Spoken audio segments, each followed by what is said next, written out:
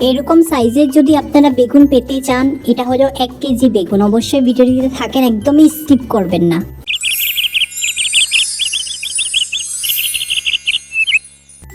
নমস্কার বন্ধুরা, মিকেমিনিস গার্ডেন্সের মধ্যে আবার আপনাদের সকলকে স্বাগত জানাচ্ছি একটা নতুন ভিডিওর মধ্যে। আজকে একটা ভিডিও নিয়ে এসেছি বেগুন গাছের বিষয়ে।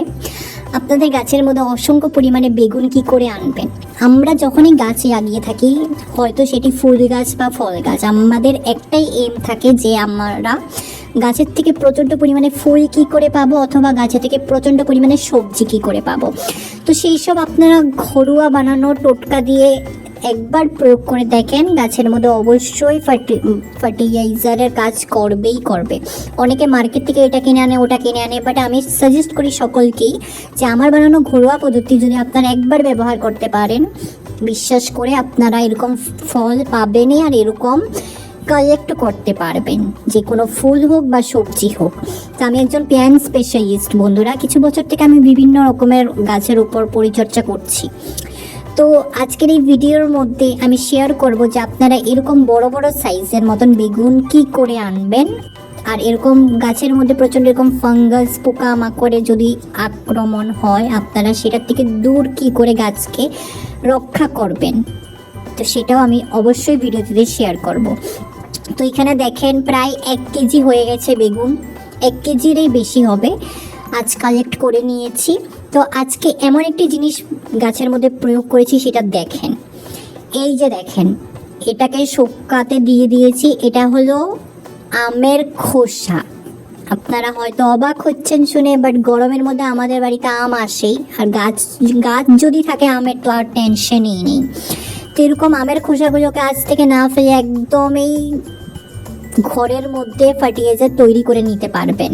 এটার মধ্যে প্রচণ্ড রকমের potassium, phosphorus, calcium plus magnesium থাকে। এখানে দেখেন নতুন নতুন কুড়ি হচ্ছে, পাতা হচ্ছে। তো এটা আপনাদের গাছকে ফ্লাওয়ারিং, ফ্রুটিং হতে প্রচণ্ড রকমের হেল্প করে। তারপর 2 নম্বরে আপনাদের গাছের শেকড়কে স্ট্রং করে। তারপর 3 নম্বরে আপনাদের ক্যালসিয়াম, ম্যাগনেসিয়াম গাছের ডিজিজকে রক্ষা করে, হেল্প করে। কোনো ফাঙ্গাস অ্যাটাক কোনো কিছু হতে দেয় না, ভালো রাখে, সুস্থ রাখে। আর 4 নম্বর হলো এটার ফার্টিলাইজারের কাজ, সবচেয়ে বড় কাজ হলো ফুল হোক বা ফল হোক, এটার সাইজকে দ্বিগুণ করে। তো বন্ধুরা, আপনারা এটি সপ্তাহের মধ্যে একবার অথবা 10 থেকে 15 দিনের মধ্যে একবার করে দিতে পারেন। এটাকে শুকিয়ে এটাকে গুঁড়ো করে 1 চামচ প্রয়োগ করে দেবেন, তারপর জল দিয়ে দেবেন।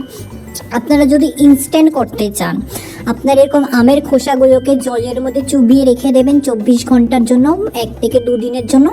তারপর অল্প নর্মাল জল দিয়ে ডাইলিউট করে আপনারা এটি প্রয়োগ করতে পারেন। একদম বেস্ট ফার্টিলাইজার হলো এটি।